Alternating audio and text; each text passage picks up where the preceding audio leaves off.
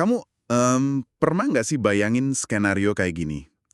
Kamu lagi asyik berkendara santai, nih, menyusuri jalan aspal di pedesaan atau mungkin pinggiran kota gitu ya? Cuaca lagi cerah-cerahnya kan? Bener banget, cuaca cerah, jalanan lancar jaya. Terus, di kejauhan, kamu lihat ada seekor ayam lagi asyik matuk-matuk tanah di pinggir jalan, posisinya tuh jauh banget dari lintasan motormu, jadi secara logika aman banget dong. Iya, kelihatan aman dan damai gitu ya di pinggir. Nah, tapi tiba-tiba pas kamu makin deket nih, makhluk ini kayak tiba-tiba hilang akal sehatnya. Bukannya lari menjauh atau diem aja di zona amannya itu, dia malah melesat lari panik memotong jalan. Memotong jalan tegak lurus kan biasanya. Ya tegak lurus, bener-bener tepat ke arah ban motormu yang lagi melaju kenceng. Kamu sampai harus ngerem mendadak, jantung berdebar kenceng, dan kamu pasti mikir gitu kan, makhluk ini bener-bener konyol deh. Kenapa sih insting bertahannya malah nyuruh dia lari ke arah bahaya? Dan buat otak manusia kita nih yang udah terbiasa sama logika lalu lintas, tindakan si ayam itu emang kerasa kayak definisi mutlak dari kekacauan sih. Kayak itu keputusan bunuh diri yang sama sekali nggak masuk akal. Persis, nggak masuk akal banget. Nah, selamat datang di eksplorasi mendalam kita hari ini. Untuk sesi kupas tuntas kali ini, kita udah kumpulin setimpuk sumber gila-gilaan nih. Mulai dari literatur biologi satwa Nusantara, studi penglihatan unggas tingkat lanjut, sampai jurnal perilaku neuroetologis di dekat area lalu lintas modern. Wow, itu referensinya lumayan berat juga ya. Banget. Tapi misi kita hari ini adalah membongkar perangkat keras dan perangkat lunak kuno yang tersembunyi di balik bulu mereka. Kita bakal bedah habis-habisan kenapa mereka tuh melihat dunia dengan cara yang sangat asing buat kita. Dan akhirnya menjawab misteri abadi jalanan tadi. Kenapa sih mereka menyeberang jalan sembarangan?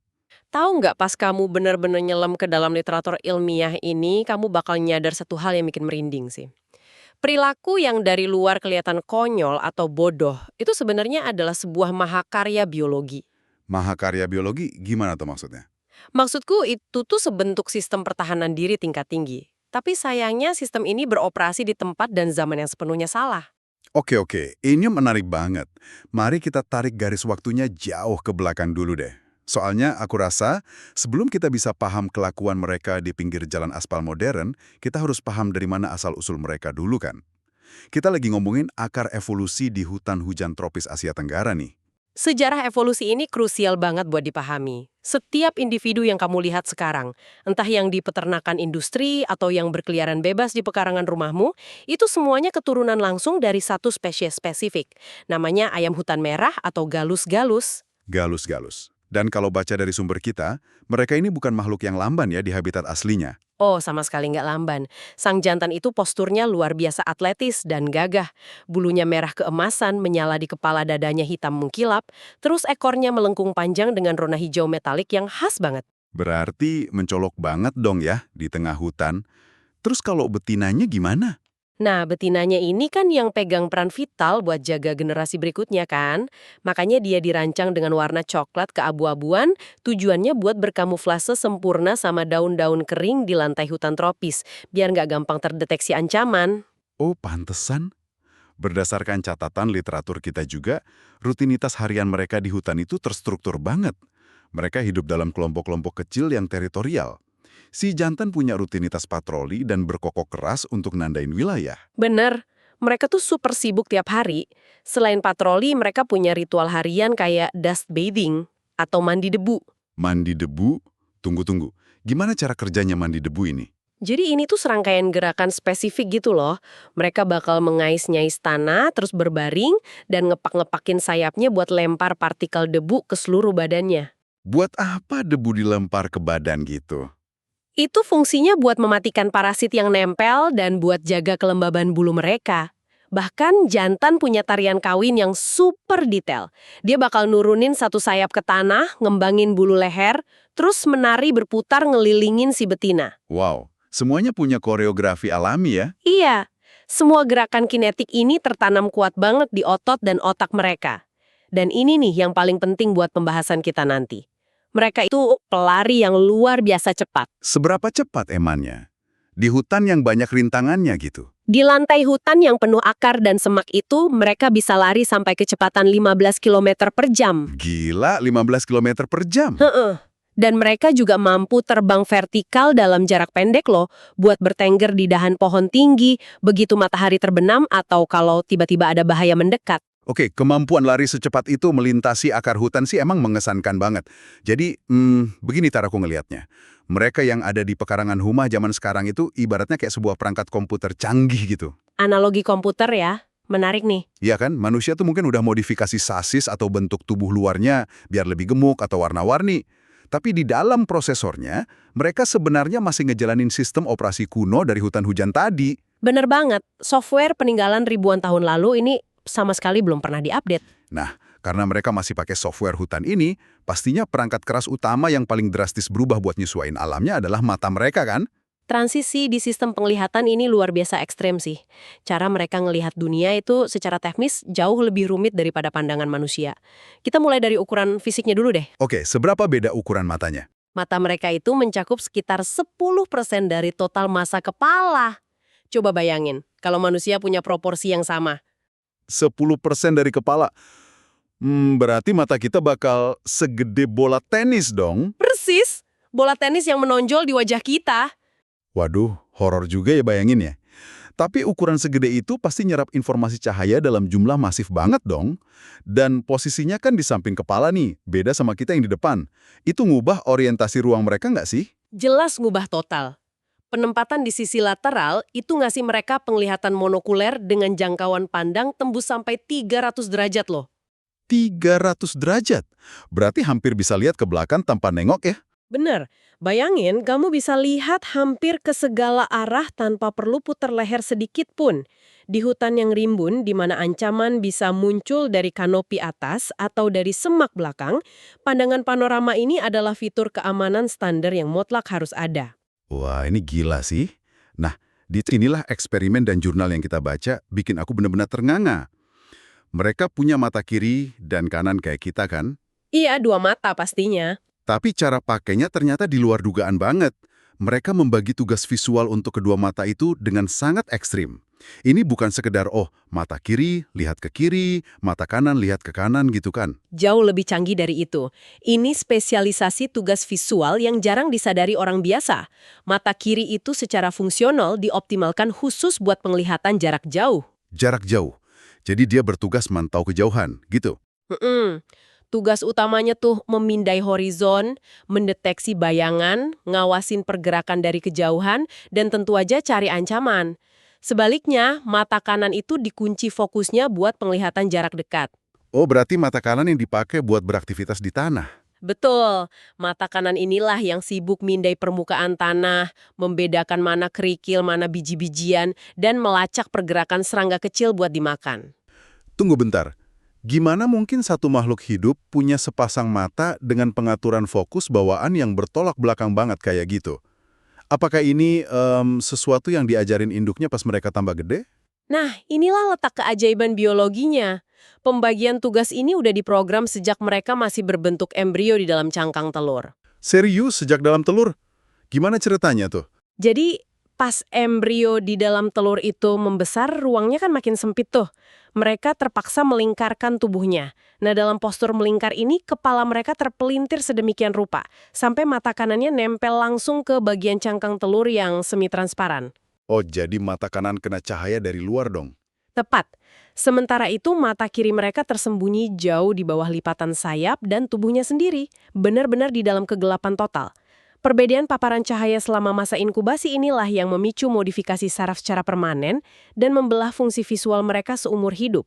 Fakta bahwa seberkas cahaya yang nembus cangkang itu bisa nentuin cara mereka melihat dunia selamanya tuh benar-benar di luar nalar sih. Aku juga baca di sumber kita tentang resolusi temporal atau frame rate visual mereka. Iya, frame rate ini juga luar biasa.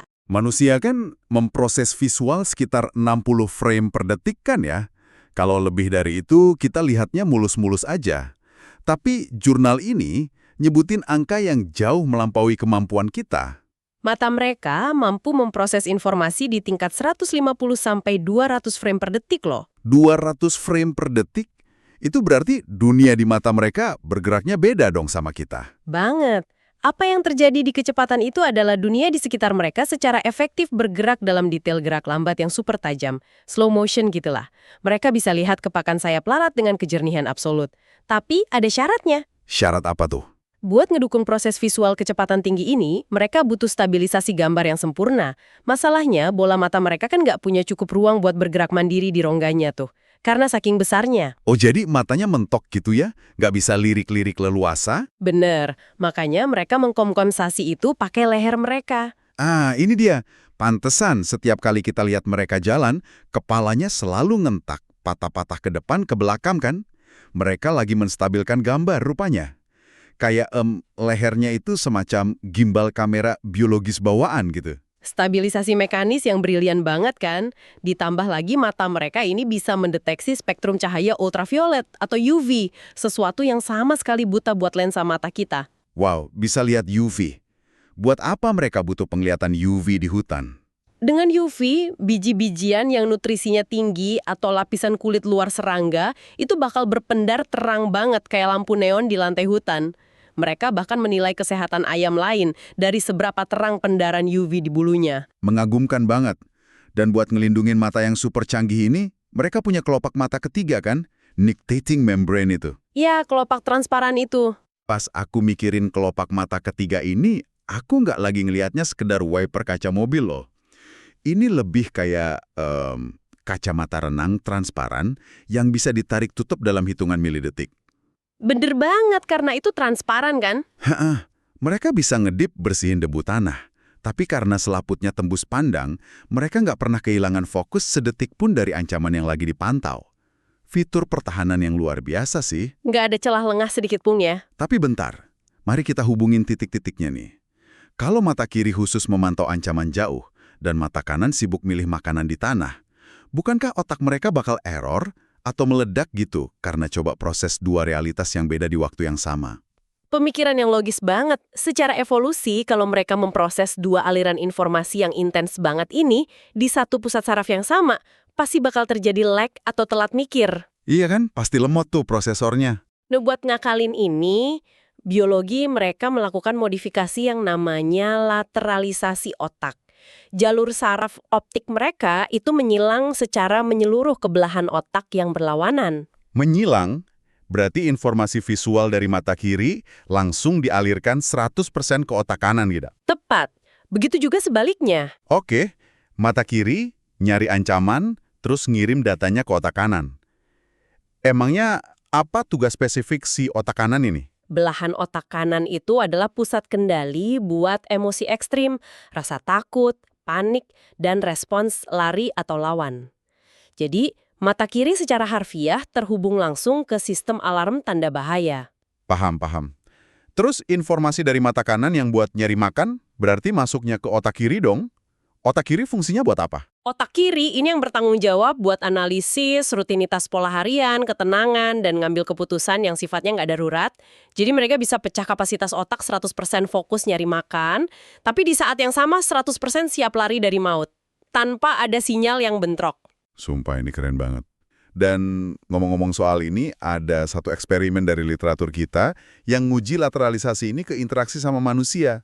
Hasilnya benar-benar mencerahkan sih. Uji coba bahasa tubuh manusia itu ya? Iya, uji coba itu dirancang buat ngelihat gimana mereka ngerespons tingkat ancaman dari postur tubuh kita.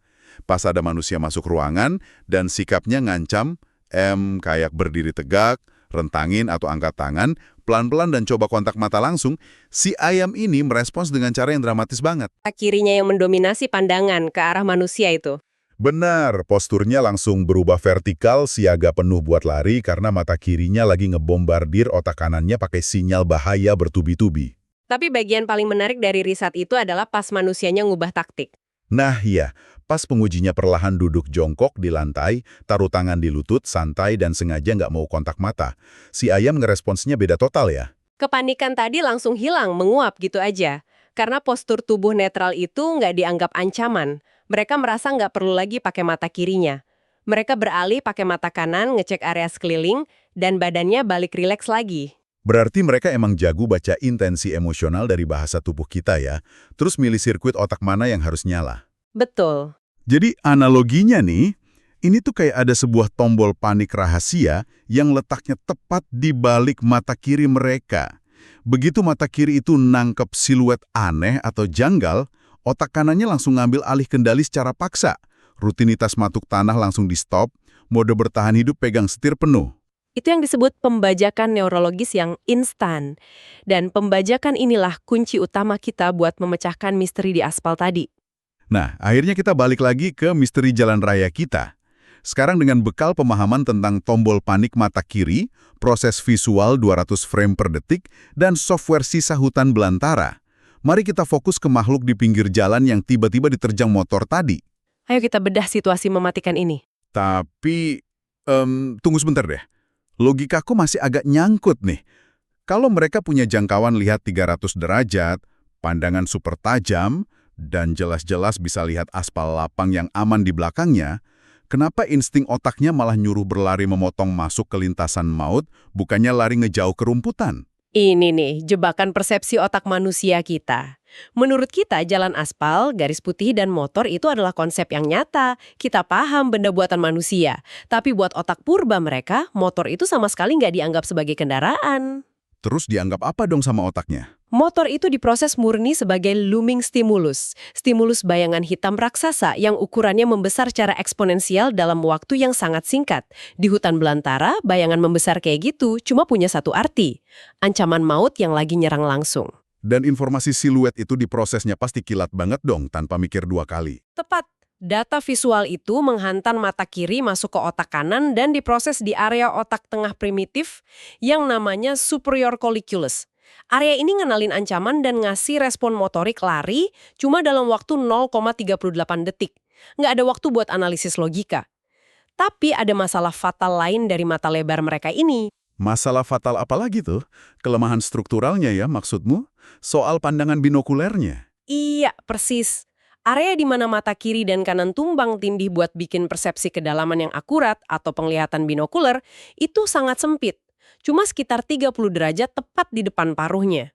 Berarti efeknya apa kalau ada motor mendekat kencang? Akibatnya, pas ancaman mendekat dari jarak jauh, mereka sama sekali nggak punya instrumen visual buat ngukur dan menilai seberapa cepat objek itu melaju ke arah mereka. Ya ampun, masuk akal banget. Kalau di hutan rimbun, ancaman alami mungkin butuh waktu bermenit-menit ya, buat ngendap-ngendap lewatin jarak 50 meter. Tapi, sebuah motor berkecepatan tinggi, melahap 50 meter itu cuma dalam hitungan detik. Skala waktu buat merespon ancamannya jadi hancur lebur. Dan ini ngerusak mekanisme alami yang kita sebut defense cascade atau tahapan pertahanan-pertahanan mereka. Tahapan pertahanan itu normalnya gimana kerjanya? Normalnya berjalan bertahap. Tahap 1, pas ancaman masih agak jauh, insting nyuruh membeku atau freezing, biar nyaru sama lingkungan.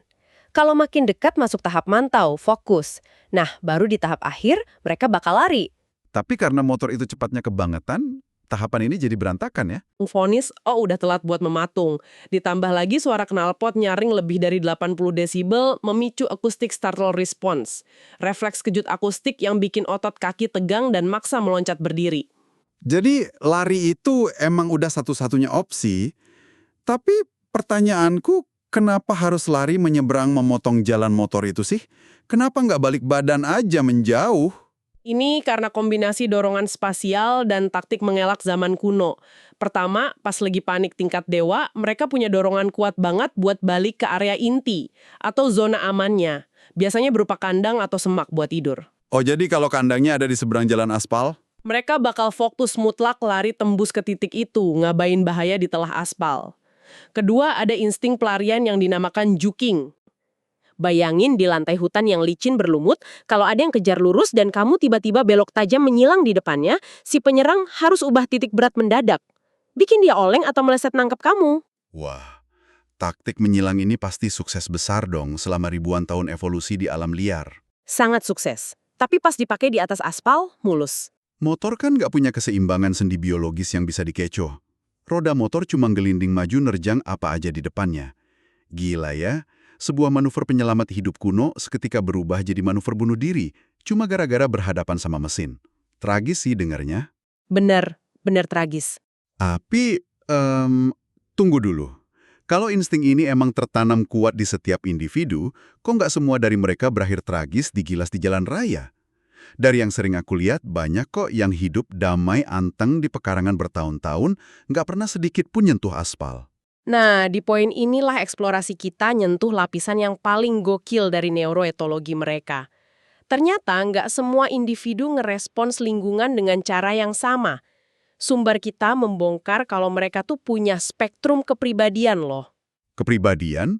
Baru dengar aku, mereka punya kepribadian yang mempengaruhi kecerdasan spasial gitu? Jelas ada dan sangat bisa diukur. Peneliti membagi mereka dalam kategori dan ada dua ujung spektrum yang ekstrim banget. Di satu sisi ada tipe yang sering disebut si rumahan atau indoor preferring. Mereka ini punya tingkat ansietas atau kecemasan bawaan yang tinggi banget. Jadi mereka ini kelompok si penakut, Dang. Benar, mereka gampang kaget, takut sama hal baru, dan dampaknya mereka sangat jarang menjelajah jauh dari zona aman. Tapi paradoksnya, tingkat kecemasan ini justru bikin kemampuan kognitif mereka jauh lebih superior buat bertahan hidup. Tunggu, penakut tapi lebih pinter bertahan hidup, buktinya apa? Ilmuwan menguji mereka pakai alat T-maze atau labirin bentuk T. Di labirin ini mereka harus navigasi lorong, ingat belokan benar, hindarin jalan buntu buat nemu makanan. Dan hasil labirinnya buat si rumahan penakut ini gimana? Mereka menaklukkan labirin itu dengan luar biasa memukau. Si penakut ini emang geraknya lambat, ekstra hati-hati, dan terus mantau dinding labirin. Karena kewaspadaan itulah memori spasial mereka beroperasi maksimal. Wah, masuk akal sih. Karena dia cemas, jadi dia memperhatiin detail. Terus seberapa akurat mereka ngambil keputusan? Sangat akurat. Mereka cepat banget belajar ngetes rute dan ingat posisi bahaya. Ansietas itu memastikan mereka punya pemetaan mental yang sempurna tentang batas-batas aman pekarangannya. Keren, keren. Nah terus gimana dengan tipe yang ada di spektrum satunya lagi? Tipe kedua ini disebut si pengambil resiko atau para roamers. Secara genetik, mereka ini pemberani, eksploratif, dan impulsif.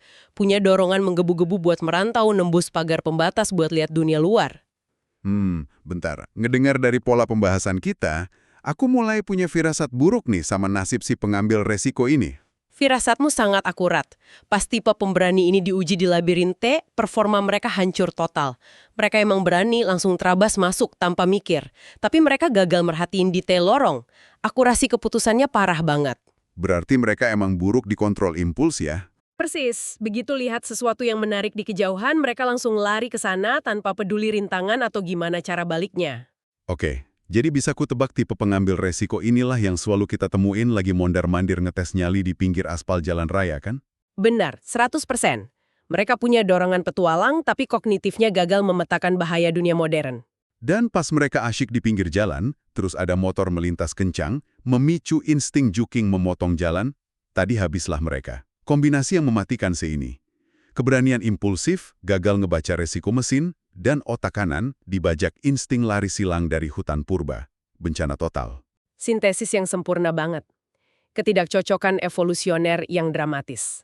Benar. Benar ngerombak caraku ngelihat mereka ini. Dari luar, kelihatannya cuma burung cuek yang jalan mondar-mandir.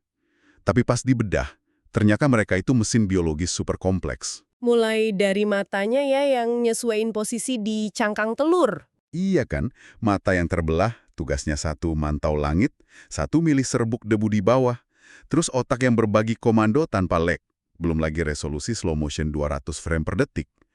Sayangnya, mahakarya alam liar ini dipaksa hidup di aspal perkotaan yang bising dan terlalu cepat. Mereka emang bukan makhluk bodoh, cuma lagi terjebak di zaman yang salah aja.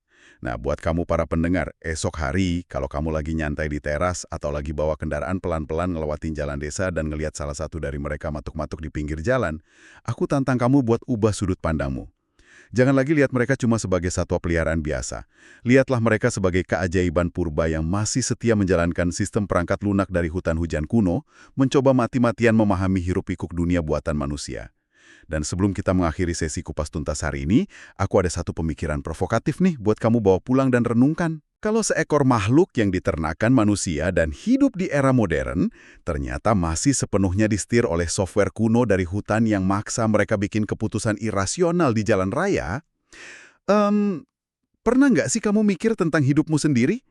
Seberapa banyak dari ketakutan, rasa cemas, Atau keputusan impulsif kita sebagai manusia modern di tengah hutan beton ini yang sebenarnya diam-diam juga masih dikendalikan secara mutlak oleh insting purba kita yang udah lama kedaluarsa? Sampai jumpa di eksplorasi mendalam selanjutnya.